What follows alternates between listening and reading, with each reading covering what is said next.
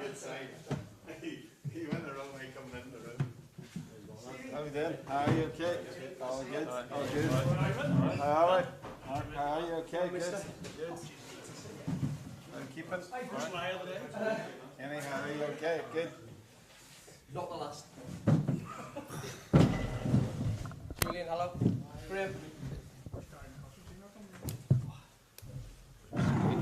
Mr. Beacom don't work on a Sunday now? Correct. Okay. Could we not have organised it? We could have organised it closer to Banbridge or something if we needed it.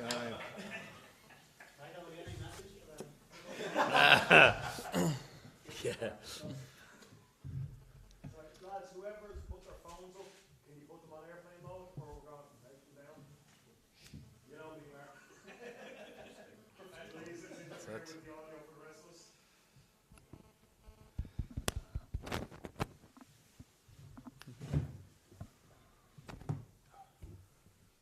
you.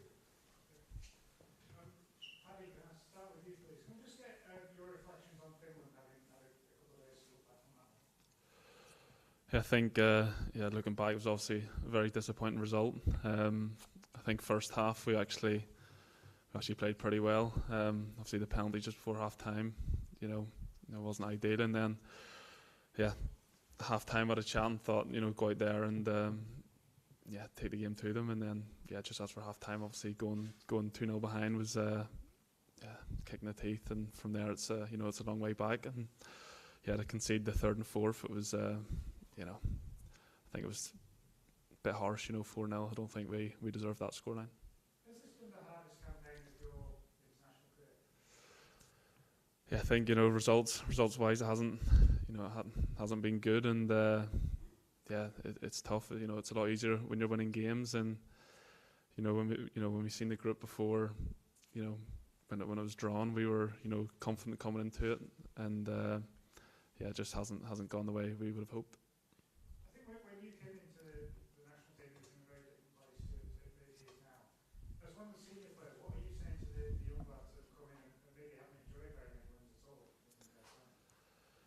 Yeah, just have to keep reassuring them, just keep doing the right things, and eventually it will turn for us, and at the minute it is tough, but we've got another game tomorrow night to as a stepping stone to get back where we should be. It's the final game of the campaign tomorrow. Will you be glad to see them back with it? I mean, it hasn't been, as I say, a good campaign, and as I say, we can hopefully get a win tomorrow night, and put it behind us, learn from our mistakes, and go into the next campaign, and hopefully it's a lot better. And how important is it? I mean, it's the final game now until friendlies in March. How important is it to end on a different tone? Yeah, I think anytime you go into the game, you want to win, and tomorrow's no different. If it was the first game of the group or the last, so we'll be going in tomorrow night. Hopefully, we can get 3 points, and as you say, end the campaign on a high. Thank you. Michael, Paul Smith back in the squad. Are there any other issues? We have a doubt about Daniel Ballard, and so we just got to manage that and see how he is overnight. Otherwise we're pretty good. Ross McCausland took a knock in the game in Helsinki.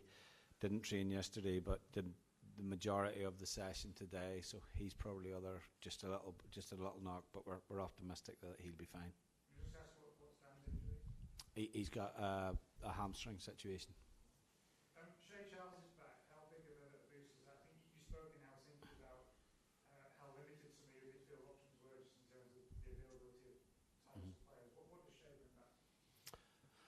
I think, look, I'm always conscious that we're asking a lot of a lad who's just turned 20, and what he has demonstrated in this campaign is, I think real maturity, an ability to take the ball and his own half in the build-up area, the phase of the game, which I think he's excellent at. I think he's also improved in certain areas. He's certainly improved out of possession. When we played Shea in March, he was the captain of Man City's under-21 team. He hadn't played a single minute of first-team football.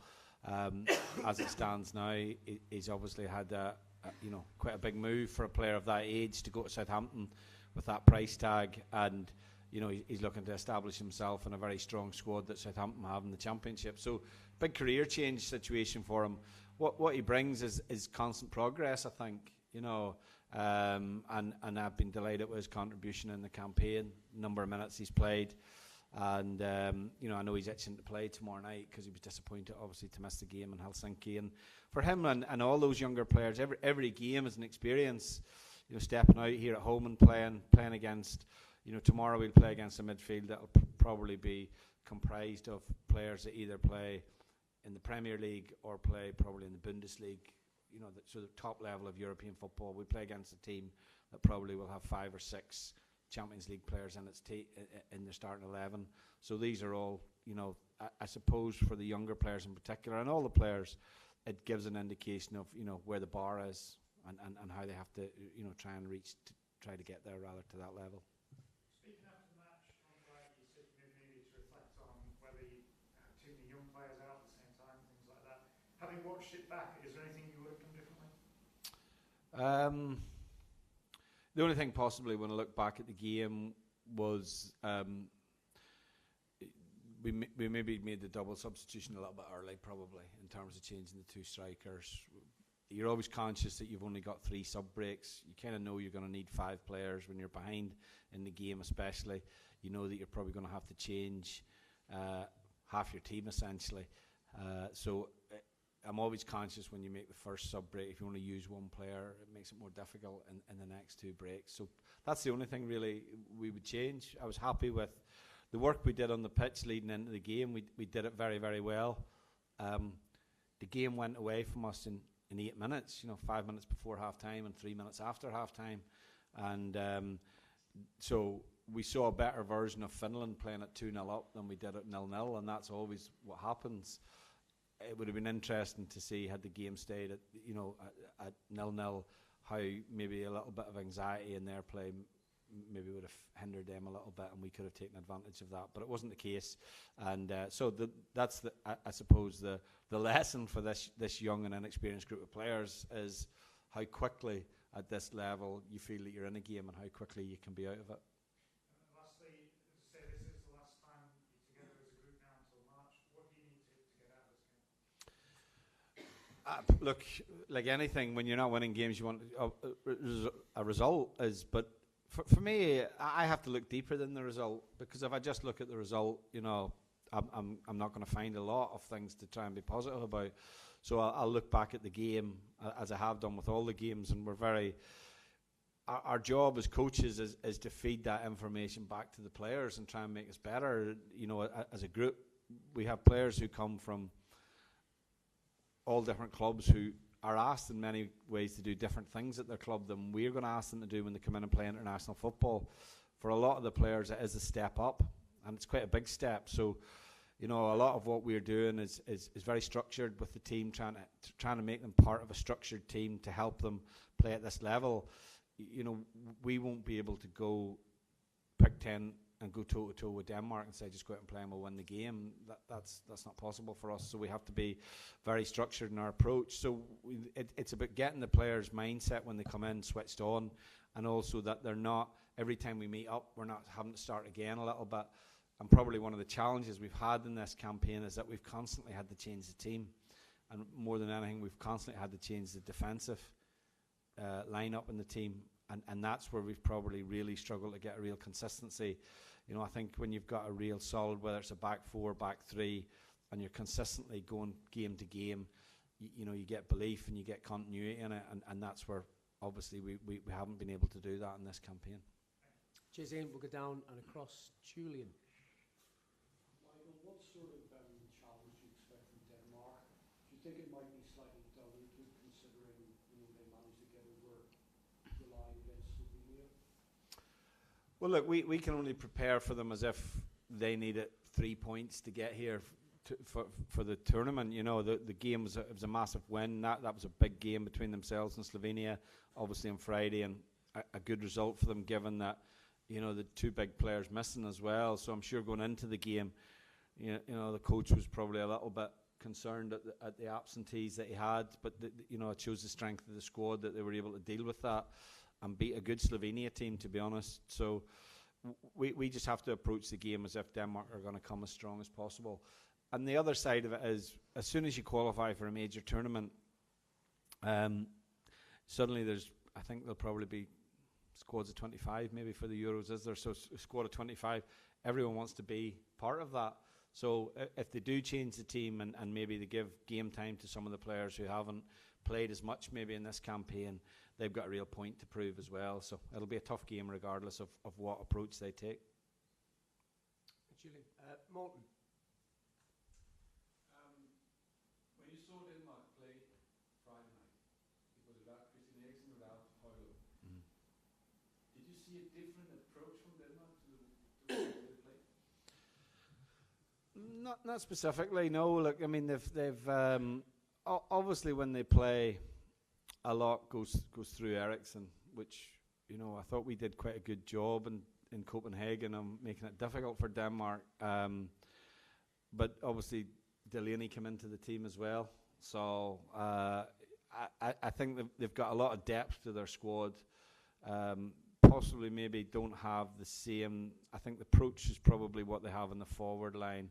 I think it was it Jonas Wind and Poulsen played, so they probably give you a different threat or a different approach than what maybe obviously Højlund will give you, you know, as a lone striker and pace and power. So yeah, but we still think that, you know, their approach will be very much, you know, they've got good attacking options. They do look to play in behind you, which I think they do very well. They get good runners off the ball when they have possession of the ball. So those are things that we've obviously discussed with the team as well, where we feel they're a threat. But I think that, like, you know, it shows, as I say, the strength of the squad that, you know, they can go and win the group despite the fact that obviously, you know, they were missing those key players.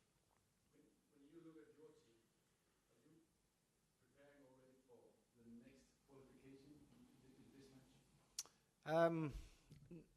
No, not specifically, because at this minute in time, it's the players that we have here are, in all honesty, the players that we have available to play. You know, we're missing a lot of players with injury, so it's too early to do that. Somewhat, I'm not really in a position to end international careers for players at this minute in time. I'm going to need those players for the next 16 months before we get to the World Cup 2026. If we discarded some of the older players or the players that are 30 plus, we'd essentially be an under-21 team, and that would just be unfair. We wouldn't be able to compete. So there is a process we have to go through, and you know, when we had, you know, the success that we had previously, we weren't a young team. We were an older team, and so there was a real benefit when, you know, when Paddy came into the squad. He was 19, 20, but he came into a squad that had a lot of experience and had played a lot of international football. He was probably the only 19 to 20-year-old in that squad. Now we have 7, 8, 9, 19 to 20-year-olds in our squad. So we do need those older players. We can't transition too quickly, or else, you know, we'll just expose the younger players too much, I think. Thank you, Morton. Stevie.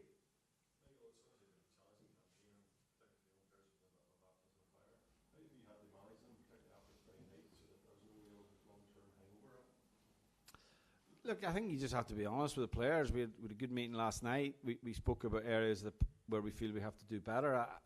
You know, sometimes I think I don't believe that there's any benefit in just brushing things under the carpet and saying unlucky, we'll go again next game. I do think you have to address the issues in your team. We have to address the areas where we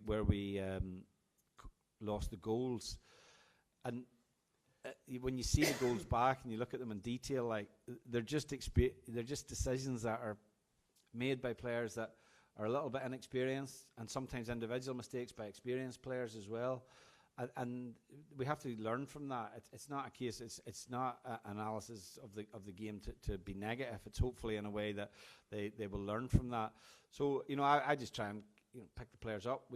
This is just another game. For me, the best way that we can look at this game, if I was a player, was think, well, I'm not going to get the chance to play another international game for 4 months, and hopefully the manager will pick me in 4 months. So that's the way they have to approach it if they're given the opportunity to start. So, this game is every bit as important, as what we will face next in terms of the games. And if you look at it,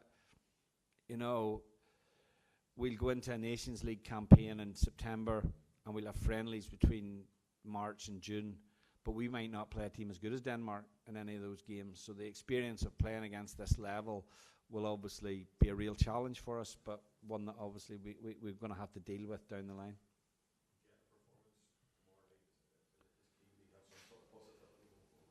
Yeah, look, I think from the outside, people always link results to performance, and sometimes I understand that fully. I want to see the players develop and continue to develop in a team, and I can't just judge that on whether we win, lose or draw. I have to judge that over the 90 minutes. What I would like to see is, what we saw in the game on Friday, but maybe a better reaction to obviously when we went behind into the second goal in the situation. That was probably the most disappointing thing for me, was to concede as early in the second half, because when you look at the campaign, when we have gone behind 1-0 in the games, we've stayed in the game right to the end. I mean, we played here for half an hour against Slovenia with 10 men, 1-0 down, and we still created chances right up until the final 5-10 minutes of the game. So that was, I think, a real positive to take out of that. The disappointing thing was in the game Friday is that the score went from 2 to 4, and we allowed that to happen. Jason. Michael, obviously the players that are playing here wouldn't have maybe got this chance had your senior players been available. They've run out of quality and ability, but has there been naivety in this campaign? Has that been the biggest thing for these results and maybe some of the individual mistakes? Partly because of that, and if I'm honest, I think just the level. I don't think with the squad that we've had for over this campaign would be strong enough to compete, to qualify genuinely. So we have to recognise that. I think if we had had our team that we thought we may have, then it's a different situation. But we've not had that team, and I think we would have probably got better, maybe contributions from some of the younger, and not just the younger, but like even the players who are, slightly older, like Paul Smith and Conor McMenamin are good examples. They're not young players. They're very young international players. They've only played 2 or 3 times, so they're not experienced in that regard. So I think, there's been a bit of naivety, of course, but I think there has to be an understanding of where the strength of the squad has been as we've gone through the campaign. What do you think these younger players have learned from this campaign? Because, we say a lot that they will learn a lot, but what is it specifically do you think they're learning on the job? Well, I think you learn about the level more than anything else. It's nothing dramatically, tactically or anything. The international game will have a more tactical approach than, if you're a young player, for example, and you're on loan at a League One club in England, the game is a lot different to having to come and play in Copenhagen against Denmark or play in Helsinki against Finland. It's hugely different. I think probably the biggest thing is also the concentration aspect of it. For a younger player coming in, really concentrating, because a lot of these lads you bring in, particularly the attacking players, they come in and they're natural footballers. They want to play, and you have to say, well, look, you're not going to get as many opportunities. Ross is a good example. So Ross plays in a team, or he's come into a Rangers team who will have pretty much, other than when they play Celtic, will have 65 to 75% of the ball. He's now come into a team that maybe are going to have 30 to 35% of the ball. So he's going to have to do a lot more without the ball. That's the challenge for them when they come in. What's required for them is totally different from maybe what they need from their club, and that's where they have to learn. And they have to also kind of come away from that mindset, think, well, this is how I do it at my club. That don't matter. You're not at your club anymore. You're playing you have to learn to play in this type of team and this type of structure, because obviously that's what we believe will help us win games at this level. And in terms of people will maybe look at your previous spell and say the first campaign was difficult, the second campaign was unreal. Do you have to kind of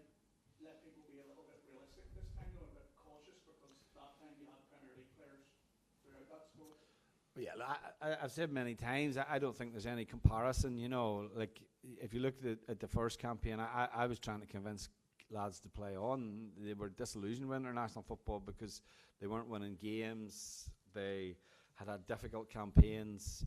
And so what we didn't really go into that campaign with a huge expectation either. We weren't saying this is a real opportunity. So, yeah, look, I don't think the fact that happened in the past is necessarily going to happen going forward. We just got to wait and see how the team develops over the next period. We might see some players emerge. With a lot of these younger players, we don't know where they will be. Are they going to be first-team players in the Premier League? Are they going to be first-team players in the Championship? Are they going to be, where will they be at this point in time? They're pretty much all at critical points in their careers. And so, I always think like one of the most important part of any player's career is once you get into the senior level of the game, like what happens between 19 and 22 has a big bearing on where your career ultimately goes. So a lot of these lads are in that age bracket now. Even if we look at like Shea and Isaac, who were at big Premier League clubs, they're now building their career in the Championship and in the Belgian top league. So we don't know where that will go, and we don't have control of that to an extent. But all we can do is obviously make them feel, valued when they come here as international players, and, support them on the journey that they're on. And there will be a lot of these lads. Hopefully they can all push through, but we don't know if that will be the case. Just a similar sort of question about the younger lads. What do you feel they're learning on the job at the moment? You're in and around them constantly. What do you see like they are learning, or are they taking a step up, even if results maybe aren't showing that? I think similar to what Michael said, they're learning, how tough, international football is. Each team in the group, a lot of the players in the teams play at a very high level, and coming up against them, it's tough, and they just have to, away from international football, just keep improving, and when they're here, just try and learn as much as they can. Obviously, it's about pride tomorrow night. Is that a big thing for the players? Obviously, the fans will be expecting the end of the sort of a high. Might not be as simple as that, obviously. Is that something that you can feel? Yeah, I think any time you put the green shirt on at Windsor Park, you want to give the fans something to cheer about. I think the history shows that we can beat big teams here, and we just have to give it all tomorrow night, and hopefully good performance will turn into a win.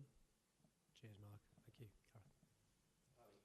Just in terms of talking about the players that are on here and young players getting an opportunity, as a senior player, do you feel more onus or more emphasis on the likes of yourself, Josh, George, those senior players to try and help them through, even though it is with one more game, to guide them through and give them that emphasis?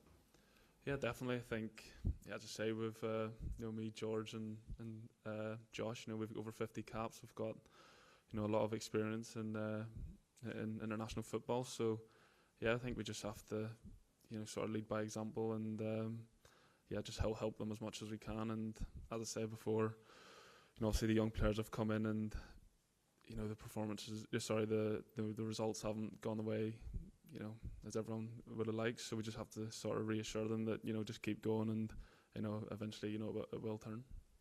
In terms of another senior player, Stephen Davis, training earlier, I mean, just to have him about the place, even though he's not involved in this game, what he's done with not really. How important is that, do you think, having played alongside a lot of those players, that's what happened? How important is it just to have his presence there, just that you have a chat with him? How important can that be? Yeah, I mean, it's great to see David back amongst the squad, and I think it's great to have him around, and when he's at the hotel, he can speak to the younger lads and help them. Any questions they can ask him, and just pass on his experience.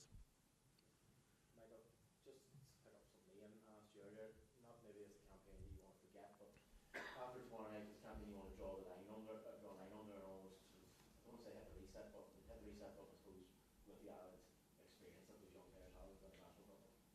Yeah, Listen, I'm not traumatized or anything. I'll be all right. You know, I mean, you make it sound like I've been in a car crash or something. It's not like that. As things work, football as a manager, you consistently move to the next game. You know, so I can look beyond the results. Like drawing a line on it, in all honesty, won't change. It won't mean that we're suddenly going to get better that other side of that line. We're just in a process in the development of a team here. So this is another game. You know, there'll be a lot to take from this campaign that we'll take as a coaching staff as well, because we'll meet after this when we get the opportunity. You know, it's good to reflect on what you did and think maybe that was the wrong thing we did. I don't think by drawing a line on it, it would actually help us in any way. It's part of the development of this team, and it's part of the development of as a coach. I don't think you ever don't learn from that. So I'm fine. I'm comfortable with it. You know what I mean? So look, you know, come March, if you want to keep asking me about it, I'll be okay. I will be able to answer your question.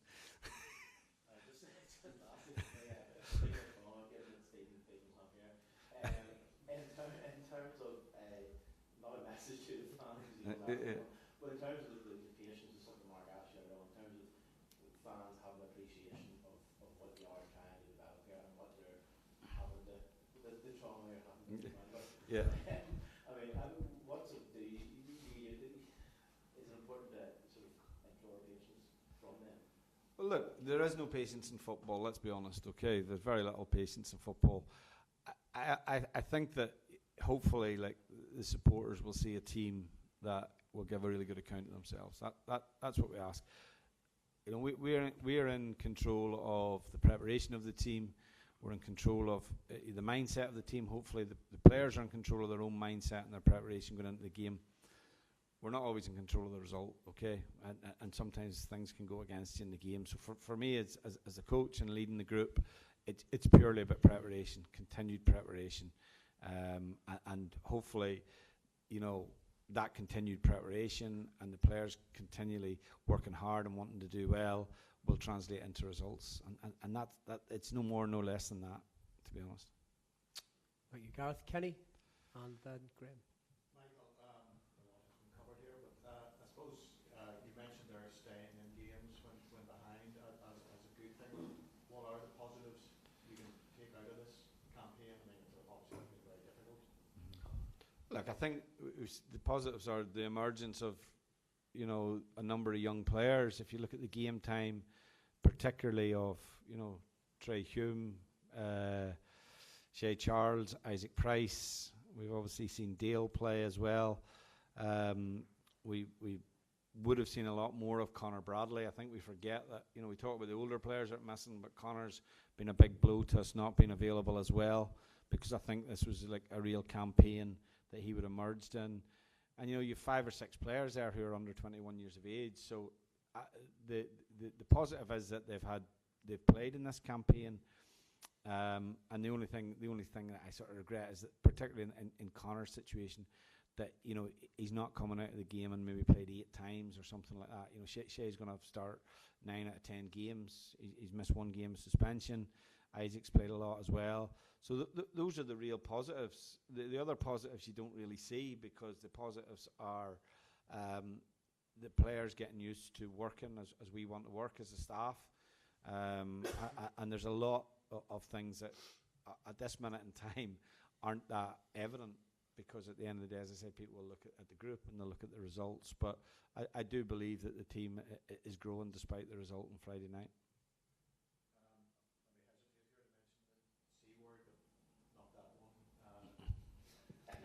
Captaincy, that's something that is chopped and changed as well, obviously, for different reasons. I mean, you would like to get that settled going forward, would you? And what's your thoughts on that?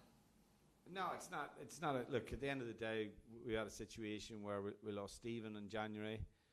Stephen was the captain at that point in time. Johnny was the captain. So when you lose 2 massive players like that, you know, obviously there's going to be someone else that, you know, the captaincy has moved because of injury. It's not, more than anything else. It's not moved for any reason other than that. But we've got, you know, we don't need to find a captain going forward until we you know, on a permanent basis, whoever that may be, until 2025. It's not something that I don't think is a huge significance. Really, it's always nice to be the captain of your country, of course that is, but you know, at this minute in time, it's not something which, for me, is of any real significance at this minute in time. Obviously, it's still an honour for yourself in that regard, and that is something that you would be delighted to have going forward if you were the man to step up to it. Yeah, I think you know, coming to Windsor Park as a 4 or 5 year old boy, I think, you know, one day to captain your country, it's always a dream. So if the opportunity did arise, I'd be obviously very happy. Just finally, Michael, you said there about difficulty that first spell of persuading guys to stay on. Is that something you think you might have some difficult conversations, and then at the other end of the scale, with a campaign that hasn't gone well, is it harder to persuade some guys to join up? That maybe have other allegiance. Well, look, yeah, I mean, eligibility, in terms of finding players through eligibility, it's always it's a much easier process when you're sitting at the top table and you're enjoying it. So that's a harder sell at this minute in time. I don't see, at the end of the day, the players will reflect when they go away from this campaign. I think when you're that player that is, 30 plus, you reflect on where you are in the squad, I suppose, what your game time opportunities are. Players of that age have different priorities. They're looking more towards the end of their career rather than anything else. They have probably bigger commitments in terms of family, and it is a big commitment because we ask them to come away for 8, 9, 10 days, and maybe they don't start games, or they don't get what they had hoped personally out of the situation. But you just got to try and keep the squad together as much as possible. But equally, if players in that situation come and say, look, I think my time's up, you have to respect that. Like I tried with I look back to Chris Brunt. I tried to keep Chris playing, but I had to respect his decision when he made it at that time. Chris Baird, the same. So, those players gave a lot for Northern Ireland and played a lot of times. You still kind of always throw that carrot out of where, which I kind of did with Johnny, where, 100 caps and different things like that. So everyone will have an individual, I suppose, goal, what they want out of their international career. And hopefully I can facilitate that. But at the end of the day, it's the player's choice. You can. Graham, last few from you, please. Paddy, Shay has made a major contribution in this campaign. Played a lot of minutes. How impressed have you been with his progress? I think Shay's he's a brilliant player. I think Shay can play the highest level, and yes, when he came in under in Barraclough, you knew the ability he had, and I think every game he plays, he's he plays really well, and he's just got that sort of composure about him where it's sort of he just makes it look quite easy. Obviously, the squads have been badly affected by injuries. Do you think if that hadn't been the case, we would have actually had a fighting chance of qualifying? Yeah, I mean, possibly. I think it's sort of hard to say, really. I think, obviously, we're missing a lot of players, and we've used, a lot of players who haven't played before. So, I think it's a tough question to answer. But as I say before, coming into the campaign, we probably expect it to, definitely be up there. And then, Michael, can I ask just regarding the injuries? Mm-hmm. I've heard a lot of managers talk in the past about the schedules that players have and the workloads, the demands we're putting on them. Is that a factor in our injuries, or is it just serious bad luck with it? Well, it depends whether you're asking me that as an ex-club manager or an international manager. So it's very, very different. There's two answers to that. Look, the players are asked to play a lot. If you ask Paddy, for example, his schedule at Middlesbrough will involve probably not a lot of training time, mostly recovery, travel within the league. So I understand that, coming away in international football, it's an opportunity to kind of help players and reset them if they're not coming away. So I understand that. The schedule is what the schedule is. Like, there's much bigger managers than me complain about it. So as an international manager, I only play 10 games a year, so it's totally different. But I understand. Like, I think that there is a real high percentage of muscle-related injuries. We obviously, which is pretty much down to the workload of the players. The other thing is that certainly the 5 subs has helped. The additional extra time hasn't helped. Maybe that we see less of that in international football than we have seen in club football in the UK. So there's a number of factors in there. But yeah, look, at the end of the day, players are asked to play an awful lot, and they're asked to play an awful lot in a short space of time. Even the international break. Like, if you look at an international break where we were asked to play on a Thursday night in Slovenia and fly to Kazakhstan on a Friday to play on a Sunday. That's an extremely difficult thing to do, like at high level sport, and be able to then perform. So yeah, there's a huge amount of I think pressure on the players, and hopefully, as I say, we can find a solution to it. But they're very robust. The players of this era are different from the players of my era in terms of how they are. Like, when I played international football, for most of my international career, we turned up on a Sunday and played Wednesday, and you were back at your club on a Thursday morning training, and you played Saturday. And in many ways, I would prefer that. I think that now we're in a situation where we're kind of doing that anyway, but we're playing Thursday and then we're playing Sunday. So the Thursday game is not too dissimilar to how it used to be back in the day, when you met after your game on a Saturday and did very little training, played Wednesday. So yeah, I think that's just the workload is something which is something we're just going to have to deal with going forward. Just picking up something I think you touched on earlier. You get limited opportunities at international level to show the manager that you can do a job. There is that one of the things you can say to the players is sort of step up and take these opportunities. Yeah, I think it's quite. We're in a situation at the moment where, we have a number of players in our squad who are not regular players week in, week out at their clubs. So when they come into the squad, that's pretty much what I have to be able to assess: how they train, what they're like as part of the group, how they maybe deal with disappointment if they're not starting. Those are all factors. We're not going to. If you look at us at this minute in time, we have one player in the Premier League in Johnny, who isn't going to play every week for Manchester United, and we have 10 players in the Championship, and on any given week we might have 4, 5, 6 that start at their clubs. So that's the pool that we're choosing from at this minute in time. So when the players come in and be part of the international squad, it's really, really important that they give a good account of themselves. And it isn't easy if you're coming in as a player who is not playing on a consistent basis. It's hard to come in and play international football. I think Paddy will vouch for that. He's had periods where he's not been in the Middlesbrough team maybe for 3 or 4 weeks, coincides with coming in and having to play an international game and possibly having to play against someone who's coming from playing in the Champions League. That's a big gap to breach as well. So that's just something at this minute in time that we're dealing with.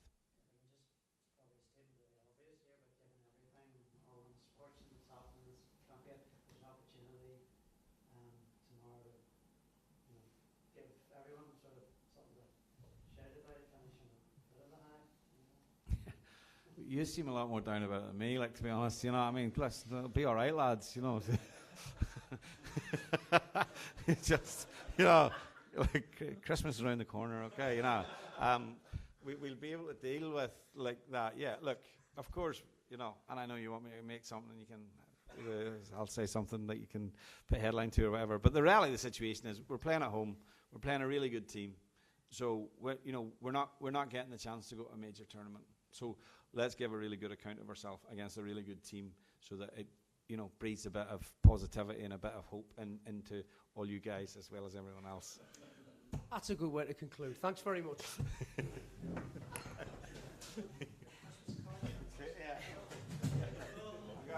I've got a music